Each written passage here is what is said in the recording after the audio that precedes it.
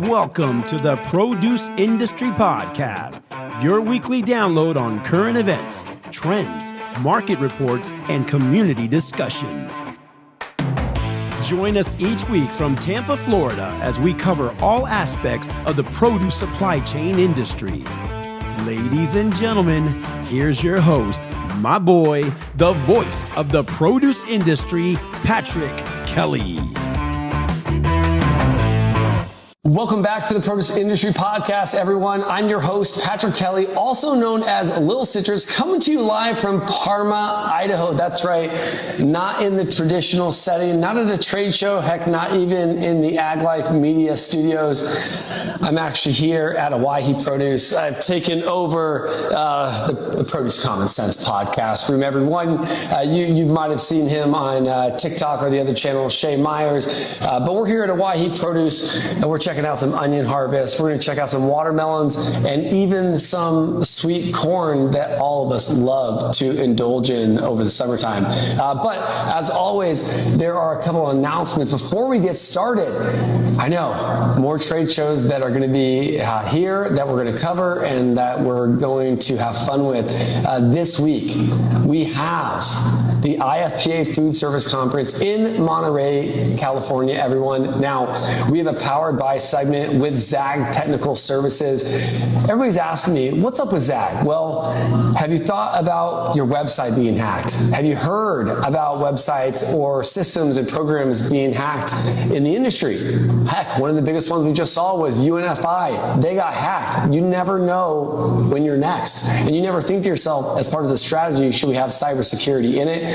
Well, Zag Technical Services providing cybersecurity checklists for all of its partners. Come by the booth at IFPA number 1107. Get the cybersecurity checklist. Heck, if you want to do an interview with the Produce Industry Podcast, Dana Avakian and Juanita Gallia will be at the show at the Zag booth doing interviews and helping people with cybersecurity. And then next, we've got NEPC, the New England Produce Show that's coming up August 18th and 19th in Boston, Massachusetts. Fourth year attending the show. Very excited. We will be podcasting live at the event with all of their vendors and retailers. So stay tuned. And if you haven't signed up for that show, it is one to go to, because if you're looking to build relationships in the industry, these people, this community is a very relationship-based community, especially in that Boston area. And then moving into September, we've got the 8th and the 9th of September, we have the FFVA in Florida in Orlando, Fresh Fruit and Vegetable Association, which will be my first time attending that event. And then Southern Innovations right after that, the 11th through the 13th in Charlotte, North Carolina. We've got a lot going on. And I can tell you, we are in trade show season, because then we have the big show coming up in Anaheim right after that. Everyone, stay tuned, because what we have coming up for you is not just news. As I say, it's not just another podcast. It's items, it's stories, it's relevancy that moves our industry forward and also brings us to a point to say, hey, we have an idea and we know what's going on from valid and true sources, right? And so keep staying tuned and watching as we grow, because we need you to grow as well.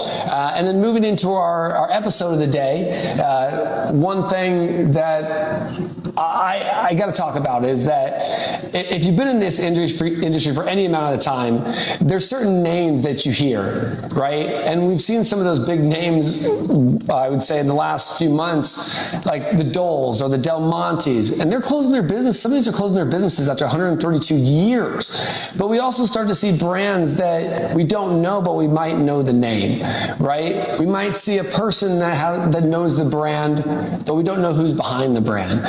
But what if I was to say, have you ever heard of Owyhee Produce? Would you know the name? Should it sound familiar to you?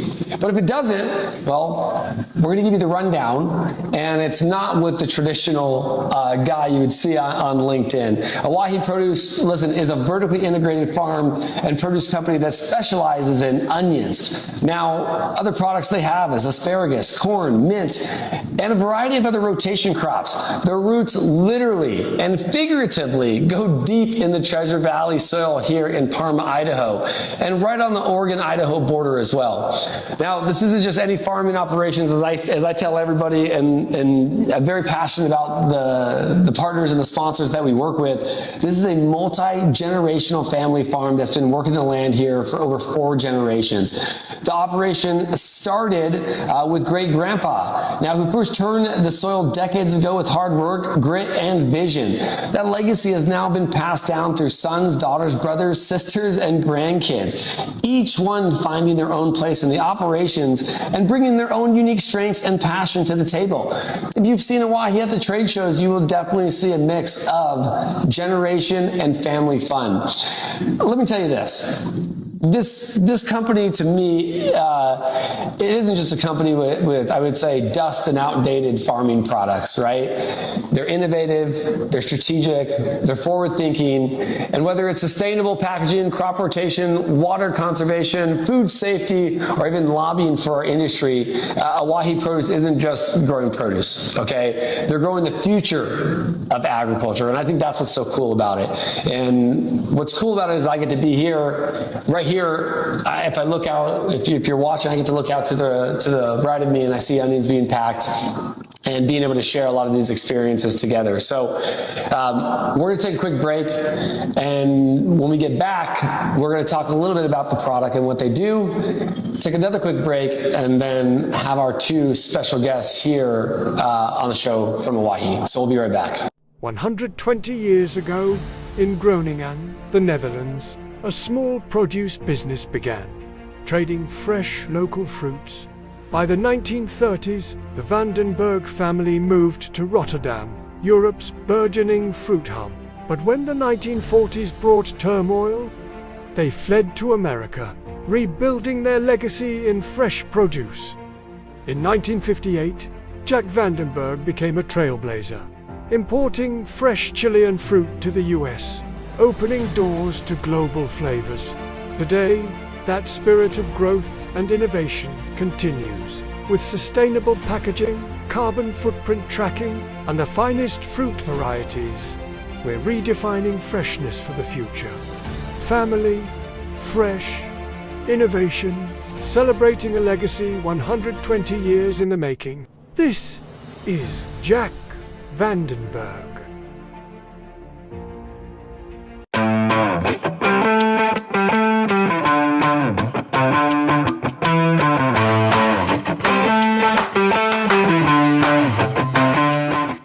Welcome back to the Produce Industry Podcast, everyone. It's always great to hear from dynamite sponsors creating dynamite content for the produce and supply chain industry. As I said earlier, I'm here in Parma, Idaho with one of our sponsors, and we're going to talk about product. We're going to talk about Owyhee Produce, but then we're going to talk about 2 of the powerhouse people behind the brand that you probably have seen at the trade shows. You've probably interacted and talked to if you have orders that go through Owyhee, but you might not have known all the things that they do. But before that, we're going to talk about product. Owyhee Produce, again, is known throughout North America for their onions. I know this because I talk to a lot of people, and it's funny because when I say, oh, you know, onions, they say, oh, we know who your sponsor is. That's Owyhee Produce. That's Shea Myers.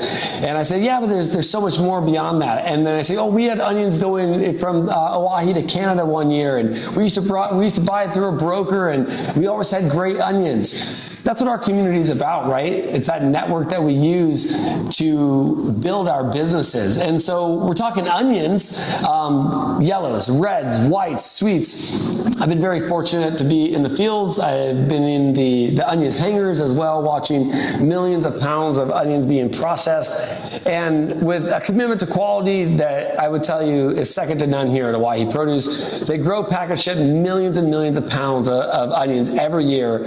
And I can tell you this, just being here will make you cry. No, I'm serious. That's no pun intended. But no, when you think about it, the onions, the process, watching what they do and seeing how they service the community, not just on a customer level, but back on the farming level, the community level, all the way down from the schools to even the local fairs. Owyhee Produce and their family is intact with people and its land and the community. Even here in the Idaho and even in Eastern Oregon as well. But that's just the start, okay, everyone? They're also behind some incredible asparagus production, which I'm learning from Bailey Myers. It's funny, I was talking to my wife about this the other day, and I said, I don't know how Bailey does so much. I go, she's working overnight shifts at the asparagus ranch. I go, she's got marketing during the day. She's doing orders. I mean, it definitely shows the true value of being in the family business, because we take on a lot and we have a lot of hats that we wear. Knowing that, again, if you've listened to my podcast or if you haven't, it's your first time, I come from a family business as well, and they're tough and they're hard to navigate through. So it takes a lot. So as asparagus production in the spring is happening, they also have a lot of things that they're planning for the summer and their winter, I would say, crops. Have you ever tasted sweet, snappy stalk of asparagus right from the source? Now, I've been told this many times by the Myers family because I purchased asparagus while with them, and they're like, I can't buy that store-bought stuff. You got to have fresh asparagus from the source. I've been told that many times. And, I would tell you, I haven't, but I've been told it's something special and it's a taste that you'll never forget, okay? So if you do come and visit out and you see Owyhee, try to do it during asparagus season as well, because you want to have a new experience of asparagus from the source. In addition, I mean, all the other things that they grow, from the peppermint to sweet corn to watermelon, these are all things that are behind the grower. And there's one thing that I always talk about when we talk about our growers is we want to make sure we do what's right and putting more money, more resources back into the ground, okay? So to maintain these crops, they have a lot of people, a lot of family, and a lot of resources behind that. And that's it, right? The farm's thinking long term. So it's not just about the next crop cycle. Just like the generations of family business, they have to have generations of what? Product, land to keep procuring for. So what really sets that Owyhee apart, right? To me, as I see it, it's the people, okay? It's their process. It's who they are and what they do. So this company, where again, it's no likely that there's siblings in the sales force, in operations. There's probably cousins behind the desk. Mom could be helping out with logistics some days. Grandma could be cutting checks, and the CEO could be making TikTok videos in the field. Okay, it's a business, yes, but more than that, it's a living, breathing, and family operation. And at the helm of the operation today is a mix of dynamic, traditional values, and that new school leadership. Which brings us to our guest for today. Coming up right after our break, we're going to be joined by Bailey Myers and then Robin Myers, two absolute powerhouses in the world of agriculture. These women aren't just helping out in the family business. They are leading from the front, from sales and marketing to strategic planning, customer relationships, and day-to-day operations. Bailey and Robin are part of what makes this company resilient, relevant, and rooted in success. So they're not just inspiring as leaders in produce, they're redefining what female leadership looks like in ag.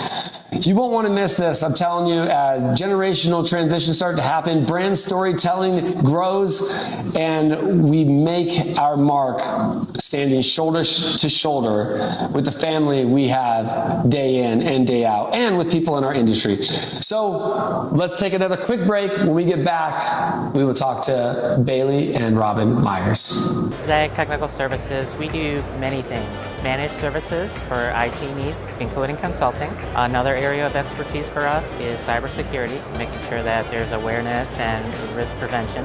And then the final piece is the data and software services, where whether it's software automation, data management, even AI, we have things that we can do to help your business.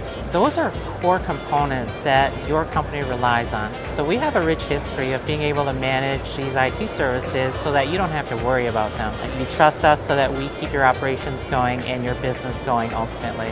When we talk about what AI can do for you and the time savings, even though you don't think you have something that you can just put AI in, you probably do if you have a business case that could be benefited from automation or efficiencies that are brought in. We can trust AI to do those things, and the beauty of that is you can free up time for your employees to do more meaningful work. So even if you think you may not benefit, I think it's worth a conversation because you will be surprised. We'll walk you through every step of the way, and we're here to help.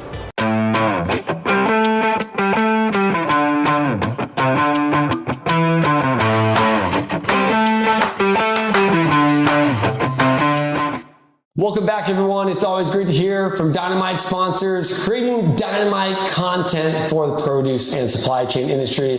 And again, we've heard from Noble Citrus and we've heard about that Owyhee mint oil. Well, who better than to tell that story than Bailey Myers? So great to have you on. Thank you for having me. It's been awesome. In your shed, though, like, thanks for having me on. Thanks for coming to our shed. It's a little bit of a different dynamic here because normally I'm not here doing a podcast for me with you. Normally I'd be here doing stuff or out in the trade shows representing. So it's a little bit different.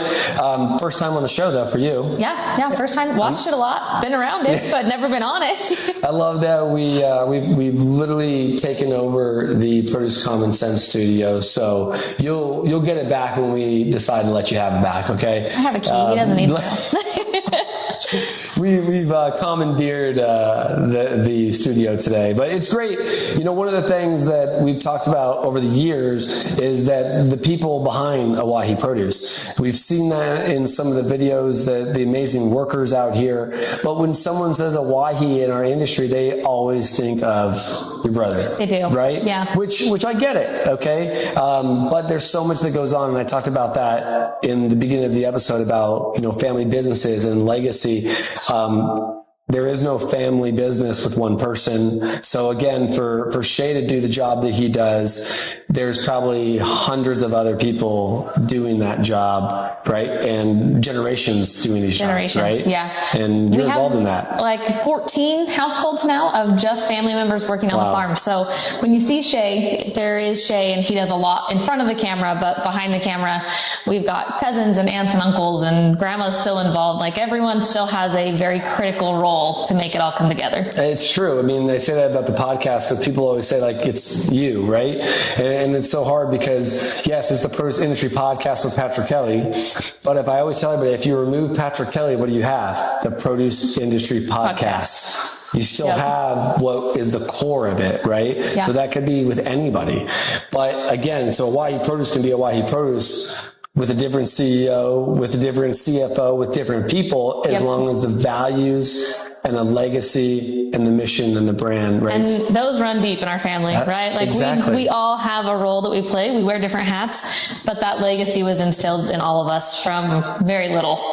Grandpa started with mint oil, and we still do that today. We are always doing something to try and grow our business where we can bring more family back. How can we grow a piece of the pie so that more people have an opportunity? I like that. And that's what it's about. I mean, my family was different. My dad made us fight for our positions. It was like, if you want a job, you have to perform, you have to do this. And we were like, this sounds tougher than what that other guy got on his, but it was more or less like, you're right. It's if we can bring more jobs and more passion back, it grows everybody. And you said that mint oil. I don't think a lot of people know you guys do mint, sweet corn, asparagus. There's a lot of different items that you guys do, and I don't even think we see that out there in the industry. We're really well known for onions, fresh packed and whole peel. Like that's what we've got really well known for. But we do watermelon, sweet corn, mint oil that are all pretty critical to us as well. And then along with about 10 other rotational crops that we do. The mint oil is something that has been very passion driven for our family. It was one of the first things that Grandpa did as an entrepreneur. So he worked for his father-in-law for quite a while, but then the mint still was something that he was like, I'm going to do this and we're going to make it work. And we've done that with a lot of the other crops, the watermelon and sweet corn. We're still pretty fresh into the industry with those, but we've decided we're going to figure out how we can make this work. It's really fun. It's different, challenging. Every day is a little different. You learn sometimes through trial and error. Sometimes you just have really good luck and we don't know it until a year later. But it's been a lot of fun to try those things. The mint oil is something that we mainly do locally. That's been like our big push for a long time. And now Shay and I and kind of the whole family are like, all right, what can we do with this? How can we keep it growing? Like, what's the next step? And I like that because, again, one thing that about farmers, and I always say this, feel like they're entrepreneurs, but they're also the innovators. You know, because, again, and you have to try things. I mean, how many times we go back, I always say there's that one plow that was named after like the Fresno plow. The reason why some of these plows were invented was because farmers couldn't utilize the plows that were made by those companies, and they had to refabricate things and go, well, this is how it could be used on a citrus crop versus a potato field, right? They start to see those things. No difference than, you know, in citrus sheds, they used to take old potato baggers and convert them into, because they could pack, you know, these big 100-pound bags. Well, they reconverted them. Now they can pack these small 20-pound bags and 10-pound bags. So if you go to old sheds, you'll see potato packers, old baggers that are reconverted into citrus baggers now, right? So again, that's what I say about entrepreneur, or the ag world, is that you said it. You've got to have some type of trial and error. You do. You do. And if you've got the product in the land that produces this, again, you're only going to get smart on what works and what doesn't work. Yep. And I can tell you this, failure is a big part of farming. If you don't fail, you really have no attempt at learning. You're not taking anything away from it. You're just like, oh, I did awesome. But when you fail, you're like, oh, I know what I did wrong. Yeah, I always say that it's like the people that win all the time. Listen, we all love winning, right? But it's the people that win all the time, when they lose, they don't know how to adjust to losing. They don't. And it hurts them really worse than if they won seven, like basketball players or football players. I always say, like, they were so used to being on top of their game, on top of the world, and then what happens when they lose? And it's okay to lose.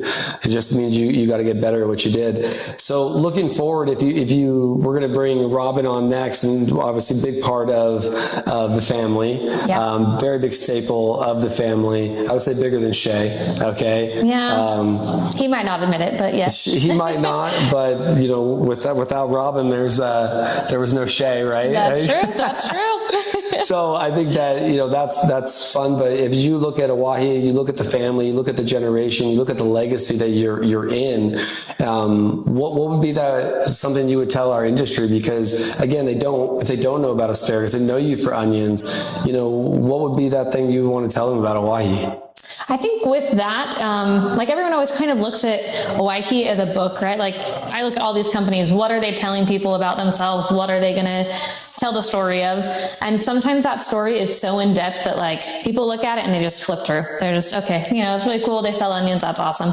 But when you really get into it, there's so much history, passion, legacy. Like, everyone that works here has been with us for numerous years, family or not. We have a culture where we want to help people grow and get better, and not just with the crops that we grow, but also with the employees that we work with, creating this never-ending cycle of, you've enjoyed being a part of our team, we want you to be a part of our team. How can we use that to make a difference for the end consumer? Whether that's growing new commodities or breaking into a market we didn't even know we wanted to get into. Grandpa was always really passionate about taking care of the people around him in the community, and Grandma still teaches us to this day, like, if someone is ever in need, what are you going to do to help them? I like that. So how can we do that within the industry? And you're not being all things to all people. It's just, that's one thing that it's so funny that our industry says, oh, you have to be in onions, you got to be in onions your whole life. Like, when you have rotation crops, there's other crops that you're able to put on and try, and as long as you do have the food safety and you do have these things, you can incorporate new things that you said over time. Yeah. But at least if someone was to come to you and say, hey, we're looking for a new grower of sweet corn in this area, you might go, hey, I know a guy that has 100 acres, right? Like, and no difference than in California. One thing in California that a lot of it have seen this year is there's a lot of acreage that wasn't picked this year on citrus. So a lot of growers are trying to figure out what is the next crop to grow to produce in the next 3 to 6 years right? Yeah, you guys are a long-term investment, right? It is, right? So what's your step? You got to be looking ahead. So you got to start looking at that. And so people want to pull their certain pieces of citrus out now. So now they know in 6 years, by 2030, right? They know, okay, I'll have a producing XYZ crop. Yeah. That happens all the time. So you'll get more of that information from my mom, but I mean, asparagus, it's a long-term crop, right? We're always trying to look ahead at the market and what's going to happen, because there's a lot of challenges that come with things like that. There's a lot. And with everything in today's world, geopolitical issues, rising costs, like there's so much to look forward to, and we don't want to let history repeat itself. So let's go ahead and let's transition and bring on Robin. All right. Thanks for having me.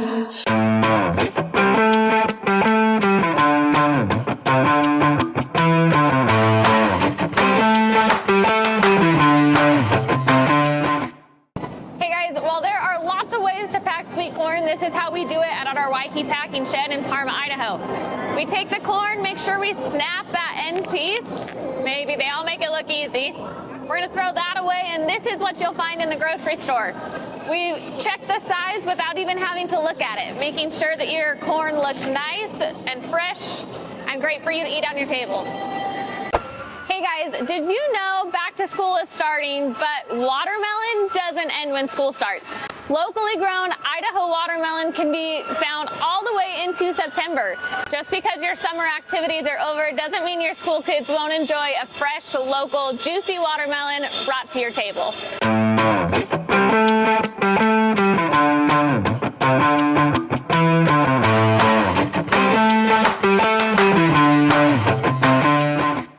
Robin, great to have you. Glad to be here. Well, thanks for having me at the shed, like I told Bailey. Thanks for treating us these last couple of days. It's been amazing. Idaho is amazing. I vacation out here. Someone asked me, they go, why are you vacationing out in Idaho? I say, because it's beautiful. It is beautiful around here. I hope you got to see a few things that you didn't know were out there. Well, it's crazy because we just did this whole 7-part series that hasn't come out yet, only a few on the Oregon Trail. So it's when I went to go see some Oregon Trail stops, it was fun because I've just done so much research on this botanical, I would say, perseverance, and I would say trip, because the Oregon Trail didn't just bring people. The Oregon Trail brought seeds, fruit, a lot of things that needed to venture through, and some of it didn't make it. Some of it didn't make it. A lot of things didn't make it. Just like the people. And it was a hard trip. But it was a tough, and I've learned that. But what's funny is this family called the Llewellyns who had migrated from Independence, Missouri to Oregon. Only a few of their family made it, but they were actually bringing seeds, soil. They were tasked with bringing some of this stuff over to help with bringing more and different things. So we had to learn about that. And so, it was great. And the Snake River where the crossing is. And I didn't realize that's where the Oregon Trail actually crossed through the Snake River. A lot of education, a lot of history here. A lot of history. And a lot of it has to do with ag. A lot has to do with ag. This whole valley is ag. Yeah. And your family is from this, I would say from this valley, but part of this valley. Part of this valley. We've lived here a long time. And that's good. Yeah, it's very good. Multi-generational farming. We talked about legacy. We talked about, your kids are in this business. Your mom's still in this business. My mom's still in it, very active in this business. So talk about your family real quick. My family's great. Families always have challenges working together, but we meet every week as a board and kind of try to work those out if we have challenges. Communication is a big thing, and you just have to be able to talk things out and work them out and let everybody have new ideas and say, well, that might work or it might not. And hopefully we're in a position where we can let those new generation, the younger generation, try some of those things, because that's what's going to save us. That's what keeps farms alive. Well, I think that, and Bailey said it earlier, is failing, right? Some of the new generations, because I say we, and I'll talk about myself, but we're so used to the phones, or we're so used to being able to access information so easily that it's hard to fail, because if you know the outcome, you can predict it a little bit, right? But on another side, it doesn't always work that way in business. There's things that we have to try, and if it works, We move on to to that. Okay, A and B. If it works, we move on. If it doesn't work, we try a different direction. Right? And then again, it's almost like science. You got to prove the theory to move on to the next way. Yeah, right? But you have to be willing to fail. You have to have that. 100%. You don't want to, but you have to. No, but again, people hear failure and they're like, no, we can't do it. Over generations of business, there's been plenty of failure. Sure. Right? How many customers, how many growers? I mean, that's what it's about. Yep. But I would say the communication aspect, and I would say I've seen it. I see how many people are coming in and out of your office. I see how you're putting out fires. I see how you're working with a lot of different aspects of the team. I've been in a lot of businesses too, everyone, and there's a lot of people that can't handle that type of stress. There's a lot of people that can't take that, right? So again, I think it has to do with, Bailey said it was very instilled in her with the values and mission of this company. Travis probably instilled in you. It was. Right? Yeah. And I think that's what brings out that passion. But as we look at that next generation, us all have to understand that failure is going to come with it. And as long as you communicate, communication is a big thing with customers, everything. with family, life. Yeah, you have to be able to communicate with everybody. I always say you got to meet my wife. Yeah, she's awesome. I communicate with her, sure, right, all the time. And again, that's one of those things my wife always tells me. She goes, communicate good or bad. She goes, because if we don't know, then it turns bad. Well, then you can't fix it. Right? And again, and a lot of time we have communicate and compromise, right? There you go. So if you can learn those two words even in business and have emotional intelligence, and I say all this because you're like, what do you mean? This is all about a family business though. You don't see this type of stuff in corporations. You don't. No. It's about revenue, right? It's about getting the job done versus the family business. And family is really important here. That was my dad's thing, was you make room for family. You try to incorporate them. You bring them in, help them find a job, we call it a seat on the bus. Yeah. You help them find that seat, and you might have them in the wrong seat. You might have to move them around. You might have to, change buses. I don't know.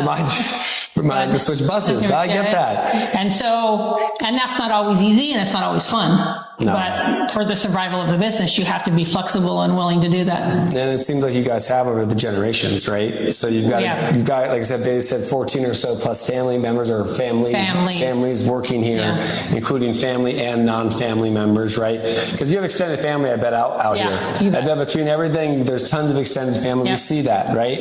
But if you were to look at that and you see the family business on where it's going, you've been to the trade shows, you've done this, the last 30 years. It's like, what can you see to the industry? What can you say to the industry that it'll help them understand that your family's legacy?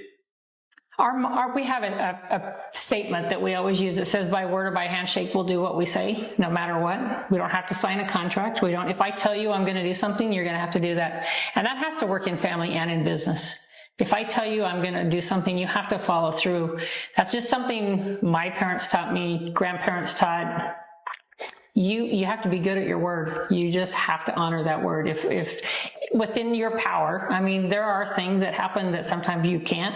But if I make a promise or I tell you that I'm going to do X, Y, or Z, I have to do X, Y, or Z. You have to do it. Sometimes that costs you as a business, it costs you money, but you have to do that. I agree. We learned that really hard the very first year of our business, because we said that not knowing. We came in pretty green the very first year, and we honored it. We told people we would do this, and we did it.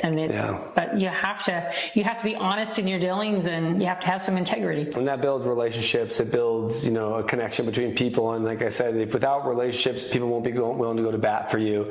There's so many times in this industry that we need to sell fruit or veggies, and we push it to certain marketplaces, and we get hung to dry on them, right? We do. And we see those things. We see them happen all the time. So I like that you say that, and I love your comment on the communication, because that's where we all need to be. Now, if you see our industry in, I always say 10, 15 years from now, it's turning into a lot of AI. It's turning into, when I asked you, like, what does social media mean earlier? A lot of people just think it's Instagram, right? It's Facebook.